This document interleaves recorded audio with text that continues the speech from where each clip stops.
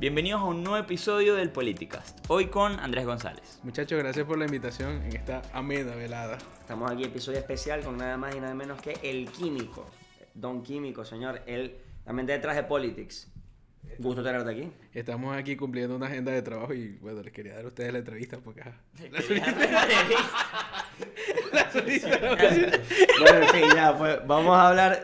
Bueno, tenemos tiempo sin hacer el Politicast. Realmente estaba viendo 3 meses.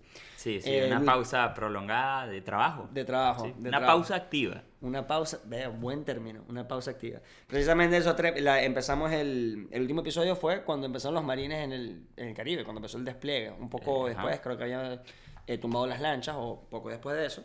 Y bueno, hoy evidentemente el escenario es muy distinto. Nicolás Maduro está preso en Nueva York, estamos todos en el mismo país, los 4, nosotros 3 y Nicolás Maduro. Nicolás Maduro es vecino mío incluso, está a 7 minutos de mi casa. Bueno, para que tú veas. Pero ahora las preguntas que tenemos es ¿para dónde estamos y para dónde vamos? Como se diría. Porque aunque Nicolás Maduro está preso, la dictadura chavista sigue en el poder. Ahorita encabezada con la dictadura interina, terminó acuñado por don César Báez, Delcy Rodríguez. Dictadura encargada. Dictadura encargada. Bueno, dictadura encargada, Delcy Rodríguez. Bueno, Andrés, no sé, ¿qué crees tú? ¿Cómo está la cosa ahorita? Y también, ¿cómo le fue a María Corina Machado en su gira por los Estados Unidos, ¿no? Bueno, es evidente que en este momento Venezuela está en transición. El tema es a qué, porque básicamente creo que el status quo en Venezuela y un parteaguas histórico que empezó el 28 de julio a manifestarse y hoy con la salida, y el 3 de enero con la salida de Nicolás Maduro en el poder. Venezuela está en un momento de transición, esperemos, y está en manos de los venezolanos que eso sea una transición a la democracia. Pero debemos partir este análisis bajo el cual la coalición que hoy está en el poder, ellos no tienen disposición de que se ejecute una transición a la democracia. Si ellos van a una transición a la democracia sería un tema obligado, coercionados por los Estados Unidos y sobre todo por los mismos venezolanos. Quizás principalmente por los venezolanos. Sí, porque es básicamente el interés de Estados Unidos es tener petróleo. Creo que Trump lo ha dejado bastante claro. Si en el interín, petróleo y también, bueno, que se desmonten las estructuras ilegales del chavismo y también este apoyo a los aliados Cuba, Rusia, China, Irán. Claro, ahí la cuestión es, que es una cuestión importante, es si el chavismo puede ¿cuál es el juego del chavismo y cuál es el juego de los estadounidenses, ¿no? O sea, el juego del chavismo, bueno, la misma Delcy lo ha dicho, es mantener el poder. Ahora, ¿cómo mantienen el poder ellos con los Estados Unidos pidiéndole, no tanto las concesiones económicas, que los chavistas ya las han hecho, ya las han entregado, Claro. ya está incluso habilitando una ley de hidrocarburos, sino otras concesiones, como por ejemplo el tema, como bien dijiste, de Rusia, de Irán, más que todo de Irán, de Cuba. Esos son problemas más difíciles, el narcotráfico, etcétera. Eso va a poner en tensiones a la coalición chavista, pero sí es verdad que, como bien dijiste, o sea, esto es una cuestión que se le tiene que presionar, no solamente a los Estados Unidos, sino también una presión interna que pueda tomar el poder una vez desplazado el chavismo. Sí, porque el dilema estratégico que tiene el chavismo es que lo que te pide Estados Unidos es el condicionante para quedarte en el poder. Palabras muy sencillas, si Estados Unidos te está pidiendo que reabras la embajada en Caracas, que permitas inversión de petroleras estadounidenses, que cortes tus vínculos con Rusia, Irán, China, Cuba, que cortes el suministro de petróleo hacia China, que es básicamente la base de la cooperación con China. Básicamente Estados Unidos te está pidiendo que desmontes el aparato del régimen. Y eso, pues claramente que abre oportunidades, pero no necesariamente la cierra, en el sentido de que no necesariamente eso termina en una transición hacia la democracia. Abre oportunidades a que los venezolanos tomen el liderazgo de que ese proceso ocurra, ¿o no? Exacto, justamente eso. Y es que, básicamente, como bien decías, el dilema estratégico del chavismo es, básicamente, desmontar el aparato que hoy los sostiene en el poder. Si ellos pueden, pero creo que Estados Unidos, esto es una apreciación quizás apresurada que voy a hacer, creo que Estados Unidos estaría cómodo si ellos, incluso habiendo desmontado todo este aparato represivo y de inteligencia, siguen el poder, creo que ellos estarían cómodos con eso. Esa es una buena pregunta. O sea, ahí hay temas, porque una de las cosas que me da más confianza en este tema es que Marco Rubio está dirigiendo mucho, está muy al tanto del tema de Venezuela. Marco Rubio es una persona que históricamente ha estado, bueno, pues en contra del chavismo. O sea, Para él es un tema personal.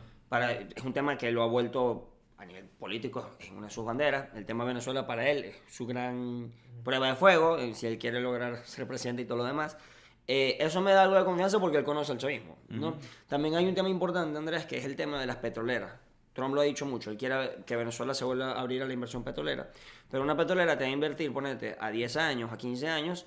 Y ojo, aquí hay un tema importante. Ellos te podrán decir, yo sé que el chavismo este año va a hacer todo lo que Estados Unidos quiera a nivel petrolero, a nivel de hidrocarburos, a nivel todo ese tipo de cosas. Pero porque tienes un portaaviones en el Caribe, pero el portaaviones no va a durar 15 años necesariamente, porque Trump, pase lo que pase, va a dejar de ser presidente el 20 de enero del 2029. Eso es una realidad. Puede ser que venga un presidente republicano o puede ser que venga un demócrata. Puede ser que incluso un presidente republicano sea una persona que ni siquiera está ahorita en el gabinete. Cualquier cosa puede pasar que pueden cambiar las prioridades de ese nuevo gobierno. Entonces, las petroleras dicen, mira, yo no puedo invertir a 15 años con una gente que me expropió hace Claro. 15. O sea, Exacto. Bueno,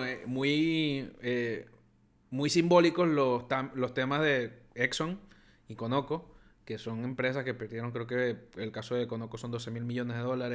A Exxon también les expropiaron sus activos. Y entonces ahí es donde uno ve, realmente es negocio para las petroleras invertir en una Venezuela chavismo, incluso si básicamente, no sé, privatizan el subsuelo. No sé, desconozco. Bueno, a ver, para las petroleras también lidiar con un gobierno corrupto a veces hasta ideal.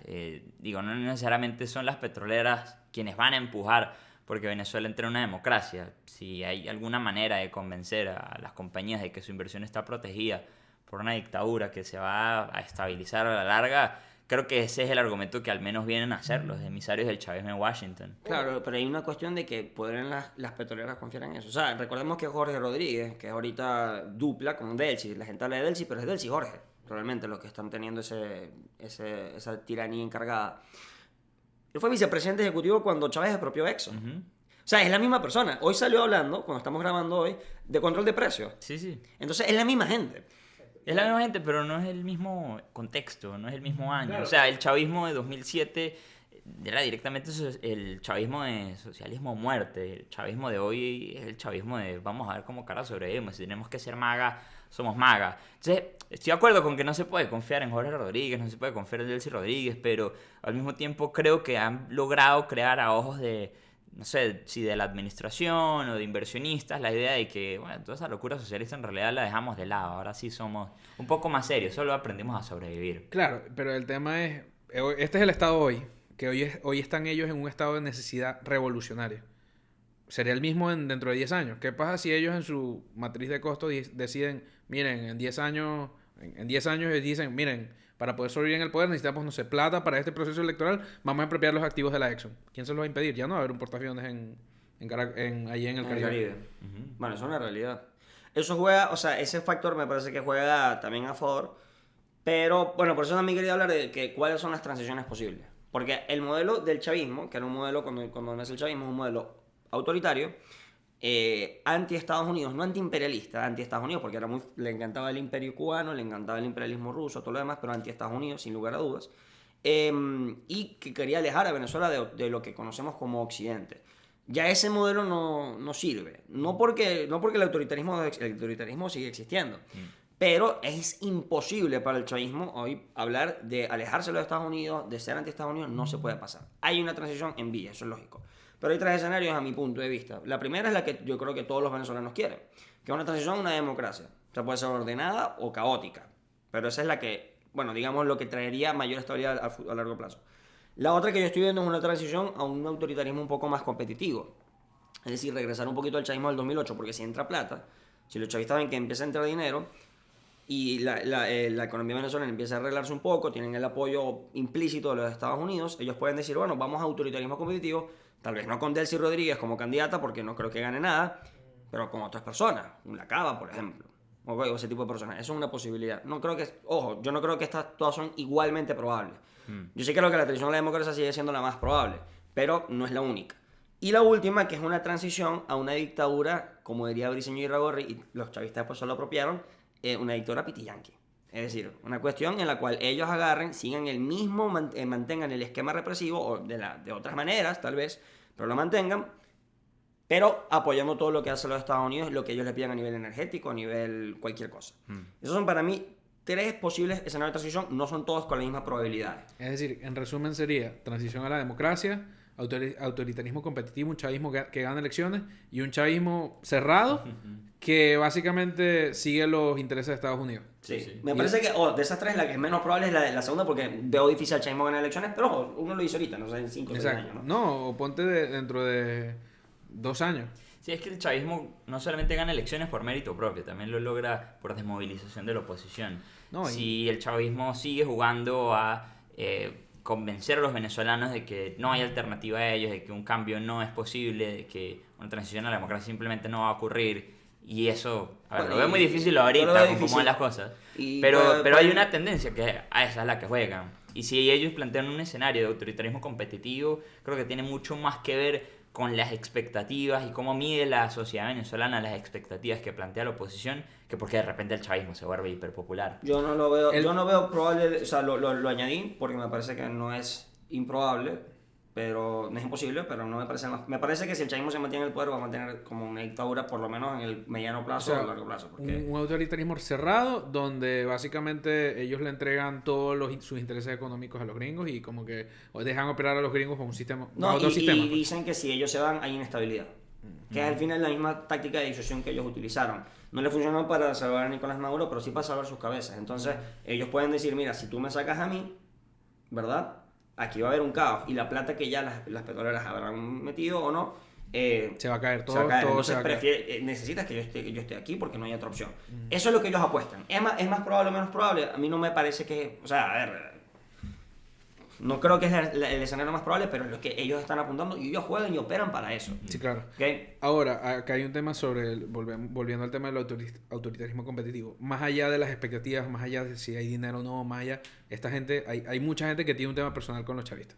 Es decir, pues claro, la gente no se va a olvidar. De hecho, hay un tren demasiado triste, demasiado de la gente, el cambio entre 2026 y 2016. En 2016 la gente estaba pasando hambre en Venezuela. Sí. 2016, 2017. Hay mucha gente que se tuvo que ir para Chile, para Perú, para Colombia, básicamente con un morral y tuvieron que caminar cientos de kilómetros. Esa gente, la familia de esa gente va a volver a ser chavista. Y esto es una cosa que afectó a venezolanos de todo tipo. No es una cosa que la gente va a volver a confiar en la misma gente, la misma Delcy Rodríguez que dijo que esos años dijo que no había crisis humanitaria. Por eso es que a mí se me hace tan difícil el tema.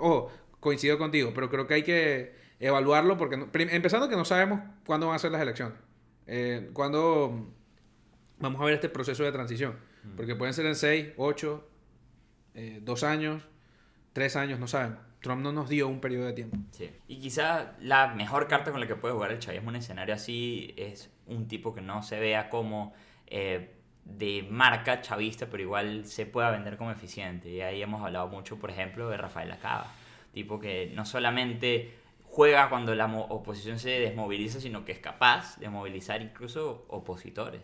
Bajo eficiencia, bajo que es cómico, bajo lo que sea. A ver, si este escenario no es probable, creo que igual hay que tener un ojo a escenarios de ese tipo, en el que el chavismo pueda reinventarse como algo eficiente. Con dinero en la economía. Pero exacto. Bueno. Ojo, también es una cosa, o sea, nosotros podemos tomar el poder y pasen, no sé, 5 años y ellos pueden regresar. Eso también es una posibilidad. Claro, así funciona la democracia. Exacto. Pero se hace muy difícil. Sí, se hace muy difícil. Tú demuestras que hay un... Bueno, no sí, yo creo que si la oposición toma el poder, como sería el escenario de una transición democrática, el chavismo está barrido. Sí, completamente. Quedan barridos electoralmente en cualquier elección. En cualquier elección. O sea, se quedan que sí con 2 diputaciones, quizás que sí con Delta Macuro. Y lo que podría pasar ahí es que el gobierno, bueno, probablemente María Corina Machado vaya a tener eventualmente una oposición, pero una oposición leal, ¿no? Una oposición leal. Eso es muy interesante porque casualmente una de las cosas que a mí me parece interesante imaginando un escenario de transición democrática es dentro de los primeros 2 o 3 años nosotros vamos a tener un efecto de teflón. El liderazgo de María Corina va a tener un efecto teflón. ¿Puedes explicarnos qué es un efecto teflón? Un efecto teflón es básicamente un momento político donde los ataques hacia un candidato líder no le afectan. Pero conforme pasa el tiempo, el liderazgo tiene un desgaste natural y la gente el liderazgo empieza a ser atacado. Este chamo sí sabe comunicación política, ¿no? El gurú de la comunicación política me dice cierto líder zuliano. Pero bueno, en fin, entonces, el tema aquí es que también hay que dejar en claro una cosa. O sea, a pesar de todo esto, yo creo que es muy evidente cuál es el objetivo del chavismo es mantener el poder, el objetivo de Estados Unidos es tener una Venezuela estable, que en la cual se pueda, ya no sea un vector de inestabilidad en la región, preferiblemente con democracia, pero no necesariamente, pero preferiblemente. Yo creo que por lo menos para Rubio y para varios, preferiblemente, ellos saben que eso es lo ideal, pero ojo, no son fundamentalistas necesariamente en ese tema, porque ellos dicen... Necesitamos a alguien con quien trabajar en Venezuela, básicamente. Sí. Exacto. Idealmente democrático, pero no necesariamente. Ok. ¿Cuál es el rol de los venezolanos? Bueno, el rol de los venezolanos, o el objetivo de los venezolanos, es precisamente por el cual la gente fue a votar el 28 de julio. Es decir, que tener un presidente, que el presidente de los venezolanos, o el gobierno de los venezolanos, porque incluimos también Asamblea Nacional, etcétera, gobernadores, etcétera, sea electo por los venezolanos.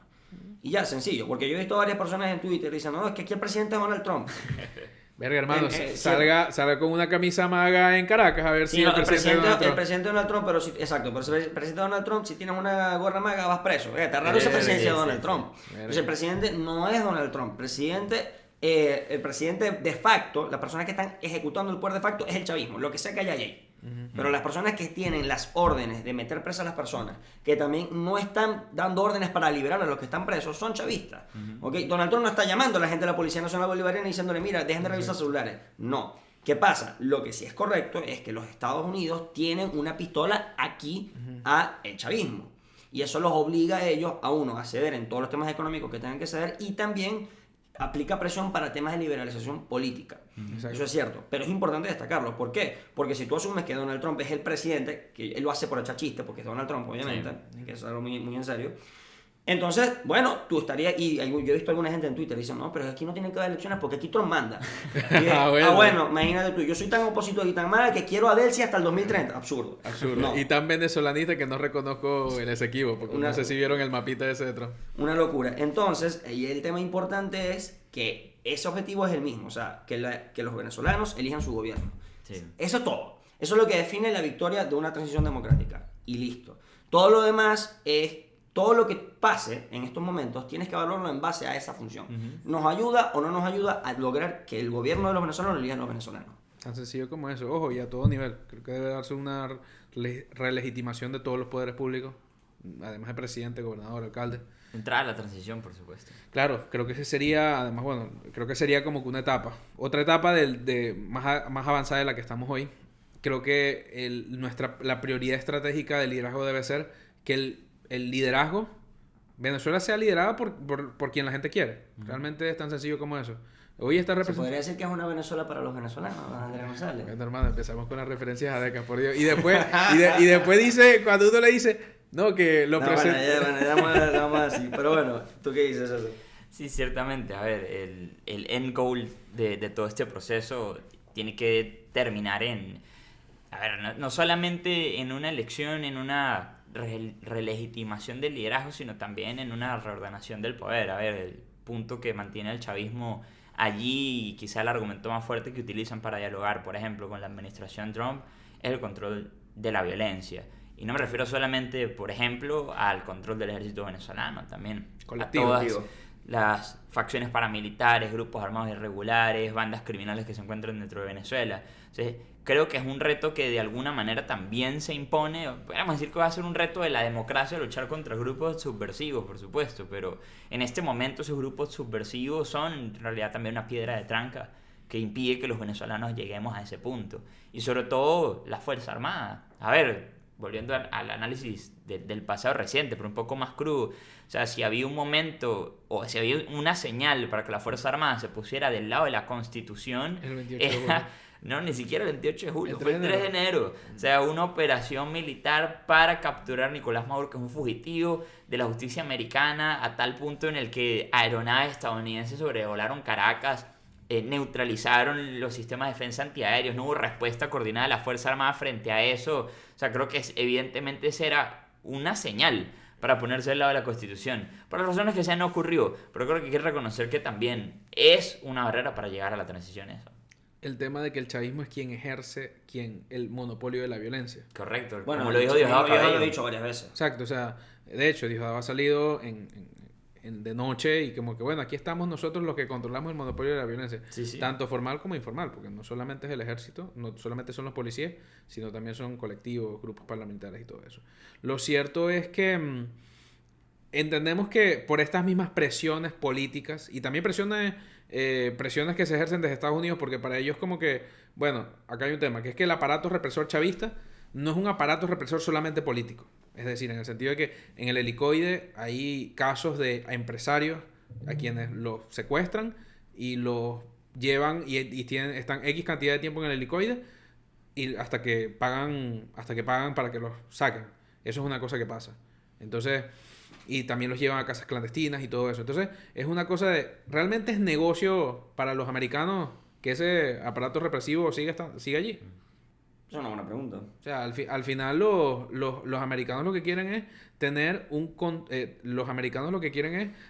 control, capacidades y law enforcement, capacidades para que haya Estado de Derecho en Venezuela.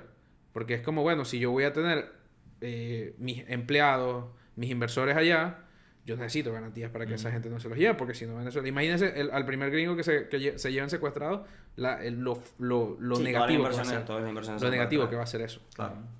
Y yo creo que, o sea, ese es uno de los problemas principales que se enfrenta el chavismo, ¿no? O sea, si el chavismo se quiere mantener en el poder. Yo sigo creyendo que de todas las posibilidades, la más plausible es precisamente una transición a la democracia, no sé si ordenada o caótica, porque va a llegar un punto en el cual el chavismo va a tener que decidir.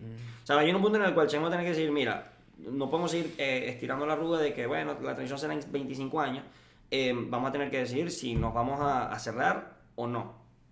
Y eso va a ser un momento crítico, ¿no? Un momento clave. Pero a pesar de que yo sigo creyendo que lo más viable en vista de si lo que los Estados Unidos le piden al chavismo que deje el narcotráfico, que dejen, por ejemplo, el tema de los cubanos, un tema muy sensible. Claro. Es muy posible que estamos hablando del colapso, de que van a haber problemas muy fuertes dentro de la interna del chavismo. Me parece la más probable. Habiendo dicho eso, yo creo que es labor de la dirigencia opositora y de los venezolanos en general explotar esas contradicciones. Hacer que sea imposible ese peor escenario. O sea, el peor escenario es un chavismo pitiyanqui autoritario. Ese es el peor escenario. Una dictadura chavista pitiyanqui. Ese es el peor escenario. Hay que hacer todo lo posible para que ese escenario no pueda pasar. O sea, que sea físicamente imposible para los Estados Unidos, para todo el mundo, que esa vaina sea posible. Es decir, que verías como un escenario donde en unos meses, en un año, Venezuela tenga su plaza de Tiananmen. En el sentido de que hay protestas políticas y que son reprimidas de una forma salvaje por el ejército. Yo no lo veo. Yo honestamente no lo veo.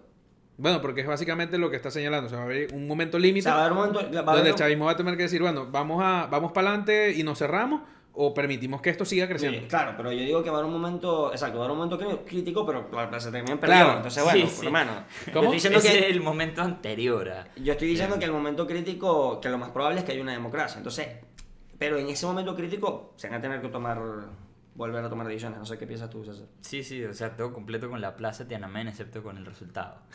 Pero, pero el punto también que quisiera traer a colación es que hay algunos avances que está teniendo que realizar la dictadora encargada Delcy Rodríguez, todo acuñado por Reason.com, donde realmente avanza en condiciones que pudieran mejorar, mejor dicho, las condiciones materiales dentro de Venezuela. Es decir, que vuelva la embajada estadounidense, que haya apertura en la inversión petrolera, que vengan empresas estadounidenses, que se reinicie, se amplíe el comercio con los Estados Unidos. Son cuestiones que creo que algunas personas las tienen con un miedo de, lo que puede pasar es que Venezuela mejore las condiciones, porque eso significa que la gente va a pensar que con Delcy está todo bien y vamos para adelante con Delcy.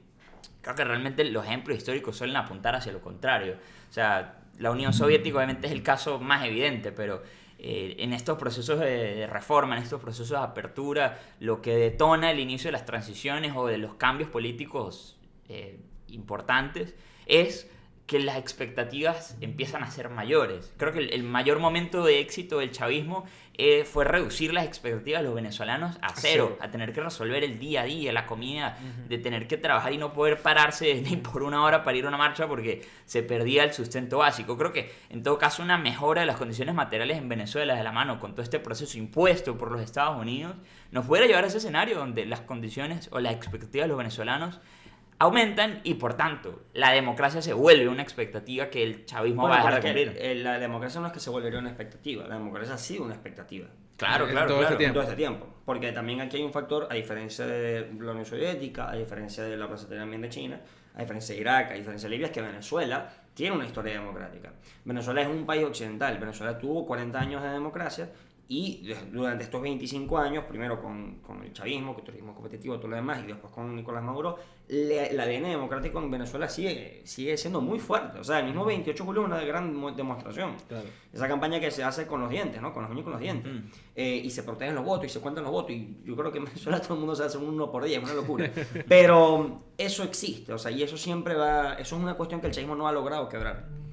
Y bueno, eso también es algo positivo porque precisamente los estadounidenses tienen como dirían los gringos, el leverage, o sea, su herramienta de presión es, bueno, el portaaviones, ¿no? Y que lo pueden usar, y su poderío económico. El chavismo es que tienen el aparato represor oficial y no oficial. Pero, ¿por qué María Corina se reunió con Donald Trump? ¿Por qué María Corina es en noticia? ¿Por qué ella ganó el premio Nobel? Porque tiene el apoyo de la gente. Ella, de todos los factores que se están sentando en la mesa ahorita, Es la única que tiene apoyo popular. es la única que puede decir, yo tengo a la gente de mi lado. Y eso es, que alguno dirá, bueno, pero es una estupidez. No es una estupidez. Nadie más lo puede decir en esa mesa. Y ese es el único poder que tiene la oposición, honestamente, en estos momentos, ¿no? Bueno, hermano, dicen por ahí una encuesta que Trump tenía 60% de apoyo. Claro, La cosa The es que Trump no Economist. se puede contar. The Economist. No, pero estoy completamente de acuerdo y creo que a partir de... Nosotros, digamos, María Corina sabe que tiene el apoyo de la gente, María Corina tiene el oído de los venezolanos.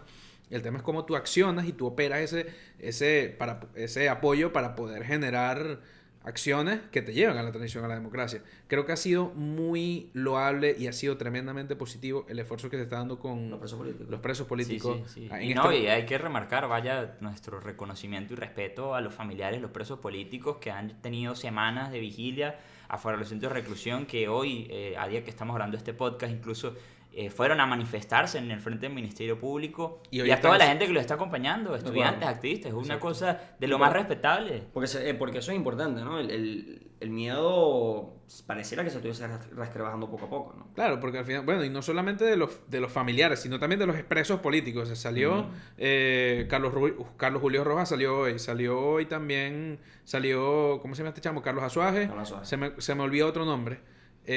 Pero son... La enfermera portuguesa que la recibieron con una caravana tal cual, como si estuviéramos en campaña.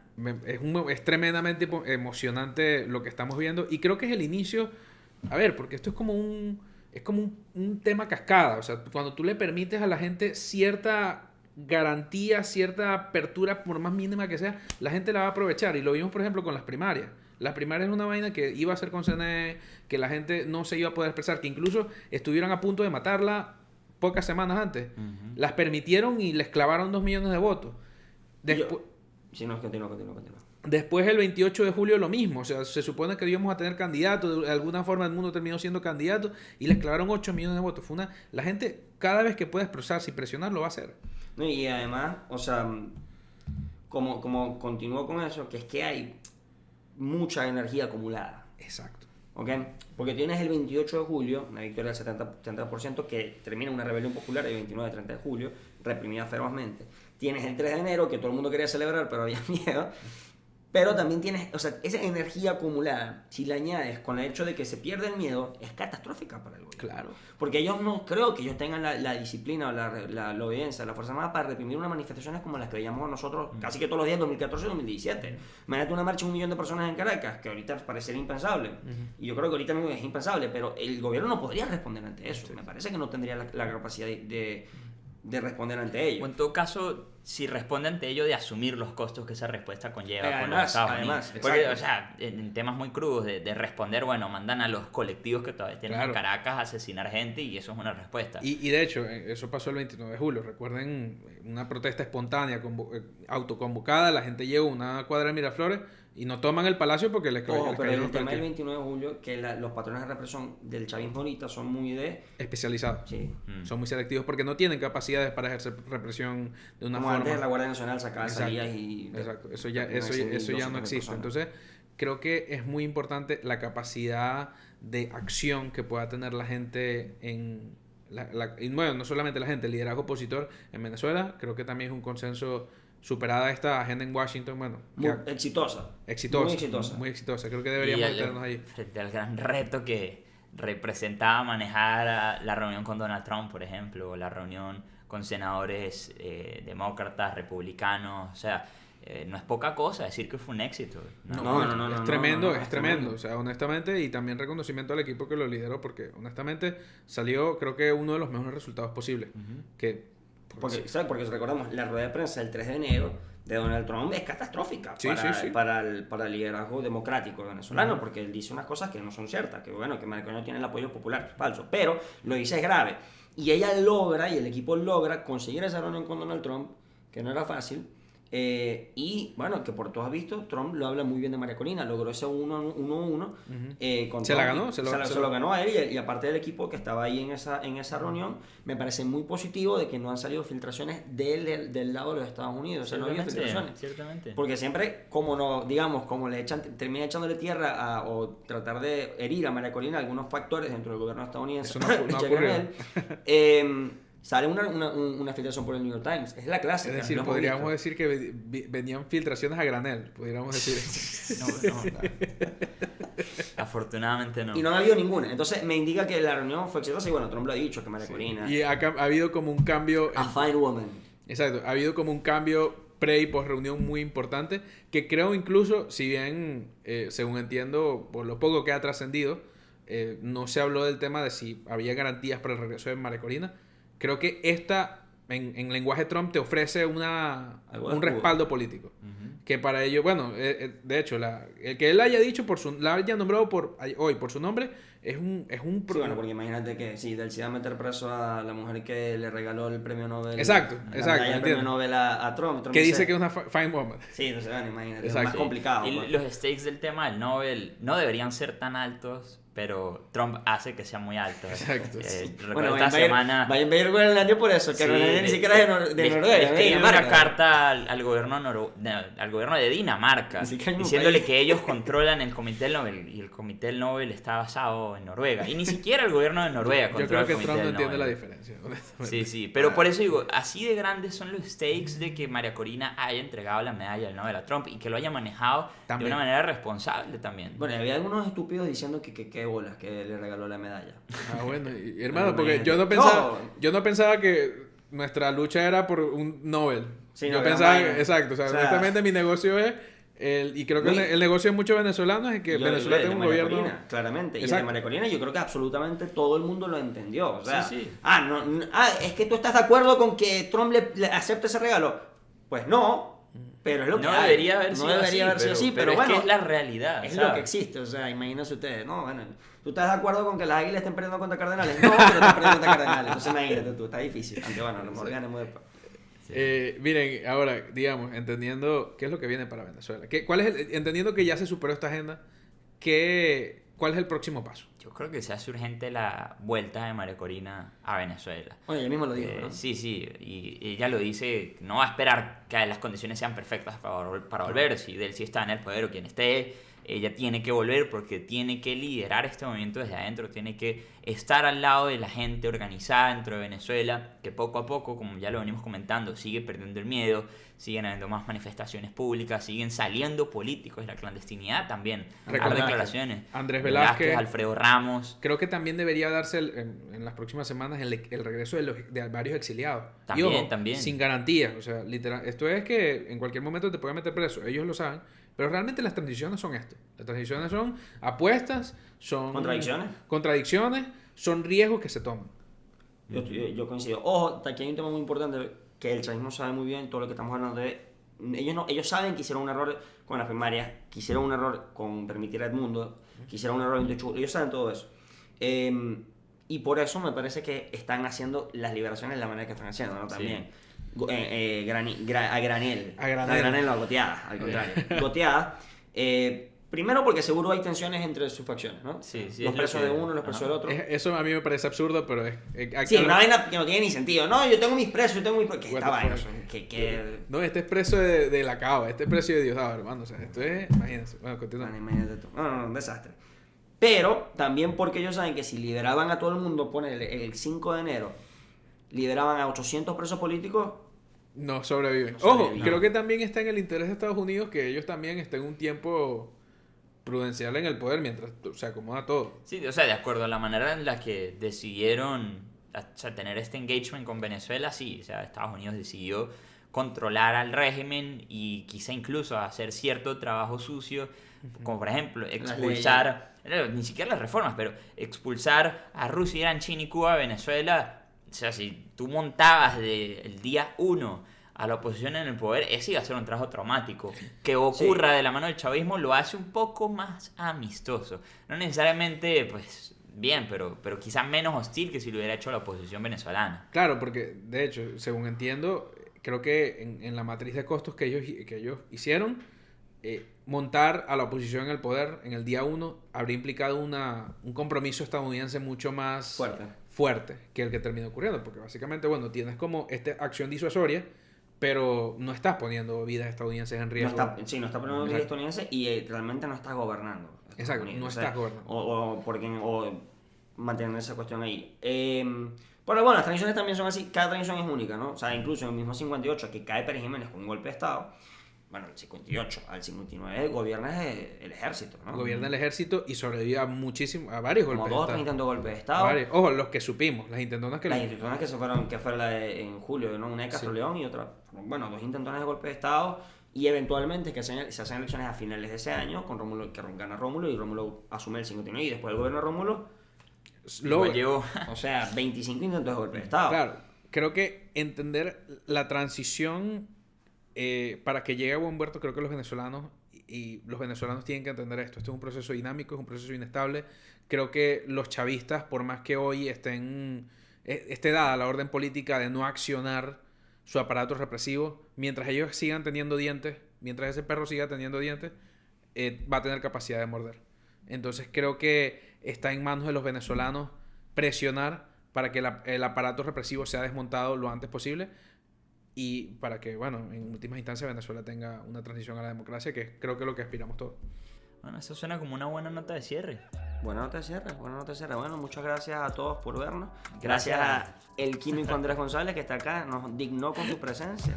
Hermano, agenda apretada en DC, agenda apretada. Bueno, gracias. Y bueno, gracias por escucharnos y sigan a las redes de Politics. Vamos a seguir analizando la realidad venezolana y el acontecer político con todo lo que nos depara. Síganos.